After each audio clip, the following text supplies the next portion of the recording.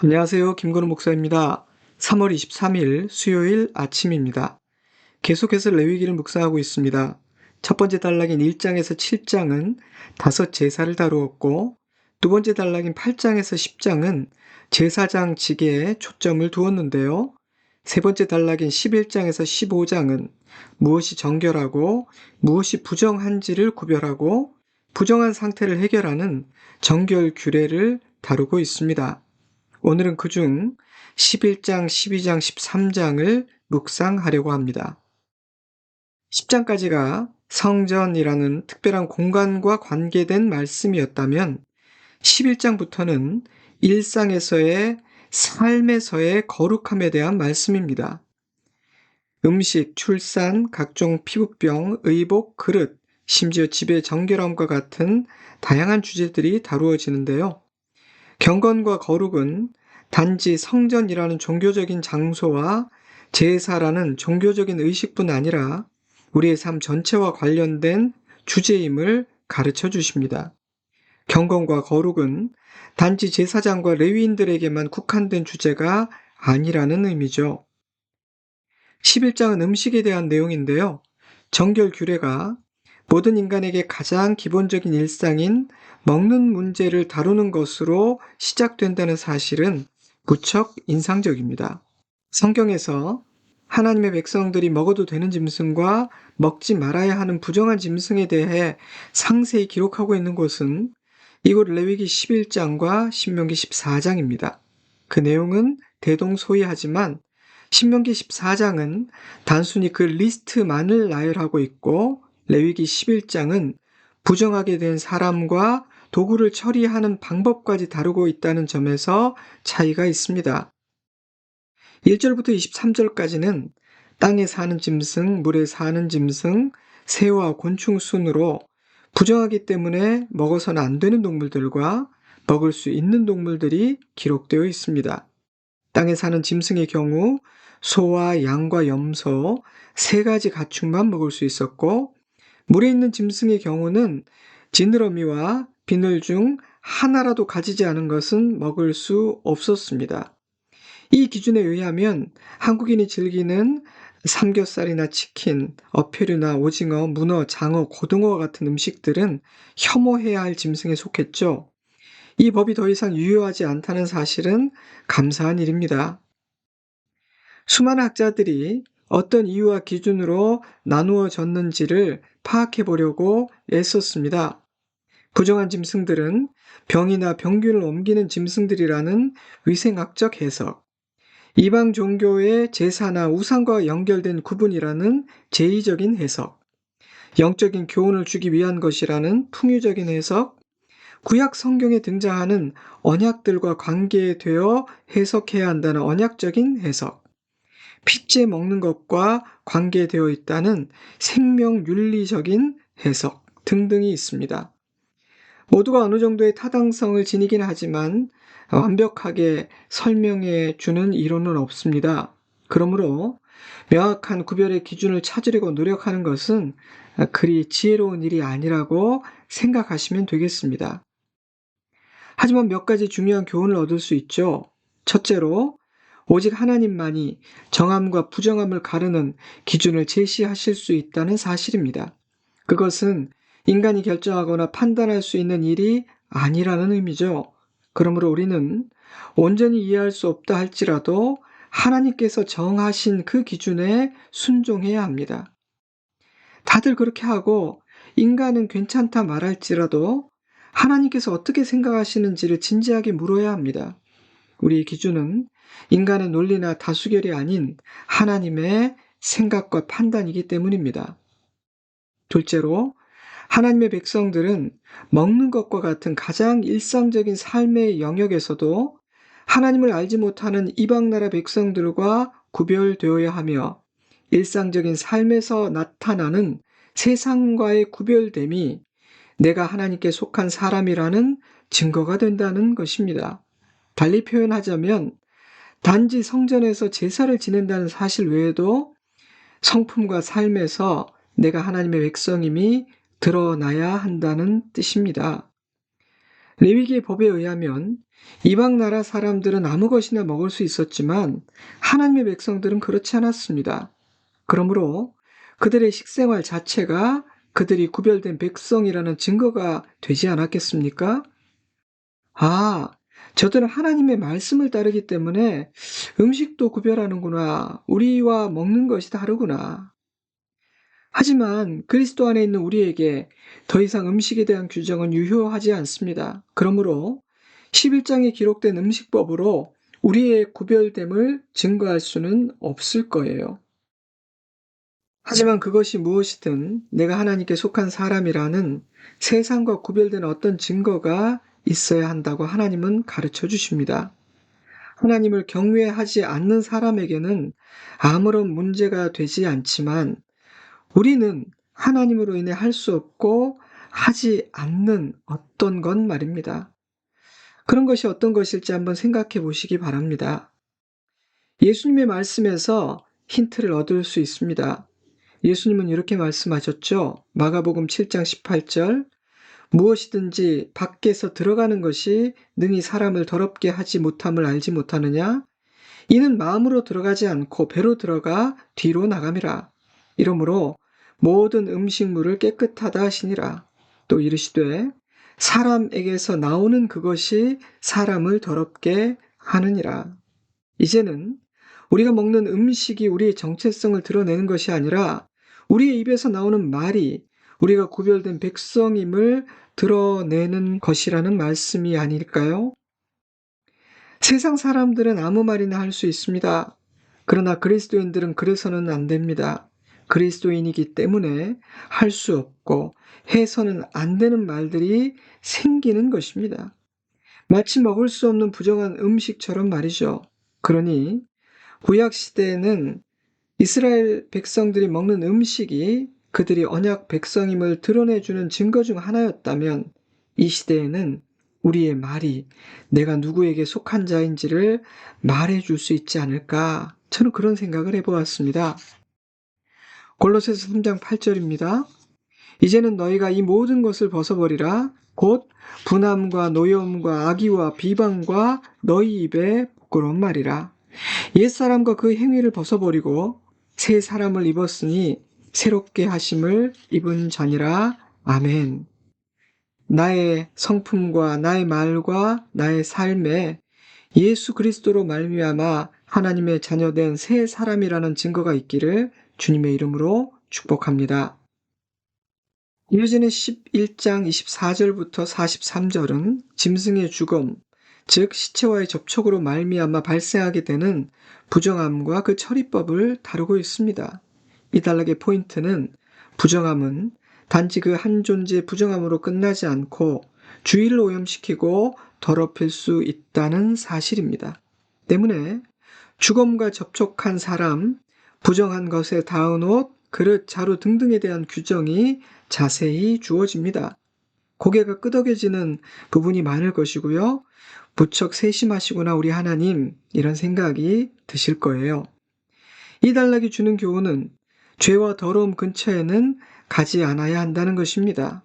그 더러움은 나에게 묻게 되어 나 역시 죄로 오염될 수 있기 때문입니다. 그러므로 부정한 일 주의를 어슬렁거리거나 부정한 사람과 교제해서는 안 됩니다. 시편 1편 1절 복 있는 사람은 악인들의 꾀를 따르지 아니하며 죄인들의 길에 서지 아니하며 오만한 자들의 자리에 앉지 아니하고 또한 내가 부정하게 되었을 때는 속히 깨끗하게 씻어야 한다는 사실을 가르쳐 줍니다. 죄와 더러움을 가능한 속히 해결해야 한다는 뜻입니다. 그렇지 않으면 나의 가족, 나의 공동체를 오염시킬 수 있기 때문입니다. 훨씬 더 치명적인 질병들이 존재함에도 불구하고 코로나가 전 세계를 위축시킨 이유는 전염성 때문입니다. 그러므로 내 안에 하나님께서 기뻐하지 않으시는 부정한 것을 남겨두어서는 안 됩니다. 우리 가정에 하나님께서 기뻐하지 않으시는 더러운 것을 남겨두어서는 안 됩니다. 죄를 인식하고 인정하고 회개하는 용기가 필요합니다. 십자가 복음 아래로 가야 합니다. 그렇지 않으면 누군가를 더럽힐 수 있습니다. 나의 말과 나의 삶으로 오염시키고 전염시키는 자가 되어서는 안 되겠습니다. 44절부터 47절은 11장의 결론인데요. 45절을 읽어드리겠습니다. 나는 너희의 하나님이 되려고 너희를 애굽 땅에서 인도하여 낸 여호와라. 내가 거룩하니 너희도 거룩할지어다. 아멘. 그리스도인들이 거룩해야 할 이유를 담고 있는 아주 중요한 말씀입니다. 물론 더 이상 이 음식법은 유효하지 않습니다. 복음은 우리에게 자유를 허락했기 때문입니다. 사도행전 10장 15절 또 두 번째 소리가 있을 때 하나님께서 깨끗하게 하신 것을 내가 속되다 하지 말라 하더라. 고린도전서 10장 31절 그런즉 너희가 먹든지 마시든지 무엇을 하든지 다 하나님의 영광을 위하여 하라. 하나님은 베드로에게 무엇이든 먹어도 된다. 하나님께서 깨끗하게 하셨다. 말씀하셨고 바울은 핵심은 무엇을 먹을 수 있느냐 아니냐가 아니라 하나님의 영광을 위하느냐 아니냐에 있다고 말했습니다. 그리스도인은 하나님을 기쁘시게 할 수 있다면 무엇이든 먹을 수 있는 자유가 있고 또한 하나님을 기쁘시게 하지 않는다면 무엇이라도 기꺼이 먹지 않을 수 있는 용기를 지닌 전혀 다른 차원의 삶을 살게 되었다는 것이죠. 하지만 우리 하나님이 거룩하시니 그의 백성인 우리도 거룩해야 한다는 사실에는 변함이 없습니다. 하나님은 우리의 하나님이 되시기 위해 우리를 죄와 사망의 권세에서 해방시키셨습니다. 그러므로 성도는 일상의 삶 가운데 구별됨의 증거가 있어야 합니다. 레위기에서 가장 짧은 12장은 아이를 출산한 산모가 얼마 동안 부정하며 어떻게 정결하여질 수 있는지를 설명하고 있습니다. 성경에 의하면 출산은 매우 자연스러운 일이고 여자만이 누릴 수 있는 아름다운 경험이며 하나님의 축복입니다. 죄로 인해 여자에게 더해진 것은 해산의 고통이었지 해산 자체가 형벌이거나 심판이었던 것은 아닙니다. 그런데 왜 아이를 낳으면 부정하게 된다 하시고 속죄제를 드리게 하셨을까요? 이 법은 평소에도 연약하지만 출산 후 더 연약한 상태에 놓이게 되는 여성을 보호하기 위한 법이었습니다. 여성을 제한하는 법처럼 보이지만 사실은 그 반대라는 것이죠. 하나님은 출산한 여인을 부정한 존재로 규정하시므로 외부와의 접촉을 제한하사 오염과 질병으로부터 보호하셨습니다. 또한 충분한 휴식을 보장하셨죠. 가부장적이었던 당시에 이런 규정이 없었다면 여인들은 몸을 추스리지도 못한 채로 다시 일해야 했을 테니 말입니다. 누워 있을 수 있겠어요? 눈치가 보여서? 그러니 하나님은 출산 후 정결하게 되는 기간을 두심으로 충분한 시간 동안 사람들과의 접촉을 피하며 쉴 수 있도록 산모들을 보호해 주신 것입니다. 이 규정에 의하면 아들을 출산했을 경우와 딸을 출산했을 경우에 정결하게 되는 기간이 다른데 그 이유에 대해서는 다양한 해석이 있을 뿐 명확히 알 수는 없습니다. 그러니 이렇게 정하신 거구나 정도로 넘어가는 것이 좋겠죠. 부정한 기간을 마치고 일상의 삶으로 돌아오는 마지막 관문은 번제와 속죄제였습니다. 제사는 여인이 정결해졌다는 확인 도장이며 일상으로 돌아갈 수 있는 분기점이었습니다. 제사에는 하나님의 배려가 있었습니다. 너무 가난해서 어린 양을 바칠 수 없다면 비둘기로 대신하게 하셨거든요. 하나님의 법 곳곳에는 하나님의 인자하심과 선하심이 배어 있습니다. 13장은 여러 종류의 피부병과 곰팡이에 대한 정결법인데요. 과거에는 13장이 말하는 피부병을 지금은 한센병이라 부르는 문둥병으로 이해했지만 최근 학계의 추세는 그런 해석에 부정적인 입장을 취합니다. 가장 중요한 이유는 13장이 묘사하는 증상들이 한센병의 증상과 맞아떨어지지 않기 때문입니다. 그래서 나병으로 번역하지 않고 피부병 또는 피부가 벗겨지는 병 이렇게 폭넓고 모호하게 번역하고 있죠. 하나님은 아무나 함부로 진단하지 못하게 하시고 오직 제사장만이 진단하게 하셨고 경솔히 잘못된 판단을 하지 않도록 하기 위해 신중하고 자세히 살피게 하셨습니다. 정결법에 대해 묵상하는 내내 그런 생각이 들었지만 특히 피부병을 다루면서 코로나에 대응하는 절차가 레위기 11장에서 15장의 원리와 참 비슷하다는 사실을 생각하며 놀랍니다. 자가진단 키트나 신속 항원 검사를 통해 1차 진단을 하기는 하지만 PCR 검사와 정해진 기관에 의해 최종 확진 통보를 받고 격리가 시작되는 것처럼 오직 제사장만이 진단하고 확진 판정을 내릴 수 있었으며 그 과정은 매우 신중해야 했습니다. 질서와 신중함을 잃어버리면 공동체 전체가 혼돈에 빠질 수 있고 피해자가 생길 수도 있기 때문입니다. 또한 이 단락에서는 전염성의 여부가 중요하게 다루어지는데요. 악성임이 판정되면 공동체로부터 즉시 분리되어 진영 밖에서 격리된 채로 치료해야 했고, 제사장이 완치 판정을 내린 후에 정결하게 되는 절차를 따라 공동체로 다시 복귀할 수 있었습니다. 그 모든 과정은 신중하고 엄격하게 이루어져야 했습니다. 잘못된 판단을 할 경우 당사자에게 미칠 영향이 컸기 때문입니다. 이것은 누군가의 잘잘못을 따질 때에도 적용되어야 할 원리입니다. 때로 우리는 너무 쉽게, 너무 경솔하게 누군가를 판단하고 정죄해버립니다. 그래서는 안 됩니다. 겸손하게 또 충분한 시간을 갖고 살펴야 하며 무엇보다 정죄와 심판의 마음이 아닌 사랑과 긍휼의 마음으로 살펴야 합니다. 제사장이 환부를 잘 살폈지만 증상이 확연히 드러나지 않으면 일단 7일간 격리한 후 재검을 해야 했고요. 그때도 판단하기가 어려우면 환부 주위의 털을 제거하고 또다시 7일간 격리한 후에 세 번째 검사를 해야 했습니다. 그러나 확실한 진단이 내려지기 전이라 할지라도 공동체에 전염시킬 위험성이 없도록 먼저 격리하게 하셨습니다. 불편하다 할지라도 그래야 했습니다.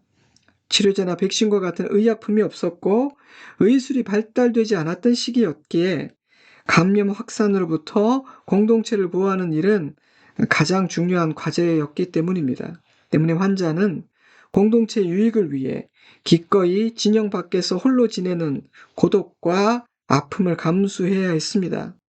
전염병을 다룸에 있어서 서로에 대한 배려와 사랑이 가장 중요한 가치임을 알 수 있습니다. 정결하다는 제사장의 선언을 받은 후에도 재발이나 2차 감염의 우려가 있었기에 주의하고 주시하게 하셨습니다. 이 역시 전염병에 대응하는 오늘날의 대처 방법과 같습니다. 구약 성경에 이미 이 모든 원리들이 기록되어 있다는 사실이 놀랍습니다. 피부병을 다루는 방법과 과정은 죄를 다루는 방법과 비슷합니다. 피부병을 초기에 진단하여 잘 다스리지 않으면 한 사람을 점령하여 삶을 파괴시켜버리듯이 죄 역시 작게 시작하지만 점점 커지고 퍼져서 우리의 삶을 점령하여 우리를 죽입니다. 그러므로 죄에 민감해야 합니다. 조기 진압, 조기 치료가 정말 중요합니다. 피부병 증세가 의심될 때는 제사장을 찾아가서 문제를 드러내야 했습니다. 굉장히 중요한 일이었죠. 그래야만 적절한 조치가 취해져서 치유될 수 있었고 병이 확산되지 않을 수 있었기 때문입니다. 죄도 마찬가지입니다. 죄가 느껴질 때, 죄를 범했을 때, 죄를 인식하게 되었을 때는 영적인 지도자를 찾아가 드러내거나 직접 하나님 앞에 나아가 죄를 고백하고 드러내야 합니다. 죄는 드러나면 힘을 잃기 때문입니다. 그러니 자신의 문제를 드러내는 것을 두려워하지 마십시오. 드러내기만 하면 하나님께서 다루어 주십니다. 불쌍히 여기시고 고쳐주시고 회복시켜 주십니다. 전염병과 마찬가지로 죄도 전염과 오염의 확산을 막는 것이 중요합니다. 그것은 공동체를 지키기 위한 배려이며 지체들을 향한 사랑입니다. 사랑하는 성도 여러분, 더러운 죄와 모든 어둠으로부터 사랑하는 나의 가족과 나의 지체와 나의 공동체를 지켜내야 하겠습니다. 기도는 백신과 같고 치료제와 같으며 방파제와 같다고 생각합니다. 때문에 기도에 사람이 있는 가정, 기도에 사람이 있는 공동체는 보호받게 됩니다. 사랑하는 성도 여러분, 가정과 교회를 위해, 이 나라를 위해 기도해 주시기를 부탁드립니다. 14장은 완치된 자가 따라야 할 절차인데요. 다음 주에 다루도록 하겠습니다. 거룩과 성결은 단지 성전과 제사라는 영역에 국한된 종교적인 주제가 아닙니다.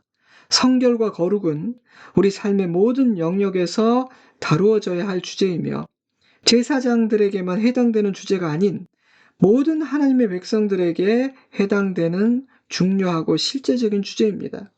때문에 먹는 것부터 출산, 질병, 입는 것, 사는 곳과 같은 굉장히 일상적인 모든 삶의 영역들이 다루어집니다. 하나님은 내가 거룩하니 너희도 거룩하라 말씀하십니다. 거룩은 주님께서 우리를 불러 자녀 삼으신 이유입니다. 우리 모두의 삶에, 우리의 성품에, 우리의 말에, 우리의 행동에 하나님의 자녀라는 증거가 있기를 주님의 이름으로 축복합니다. 아멘. 이 아침 나에게 주신 메시지는 무엇인가요? 주님의 말씀을 놓치지 않는 우리이기를 바랍니다. 남은 한 주간도 건강하시고 평안하십시오. 사랑합니다. 축복합니다. 샬롬.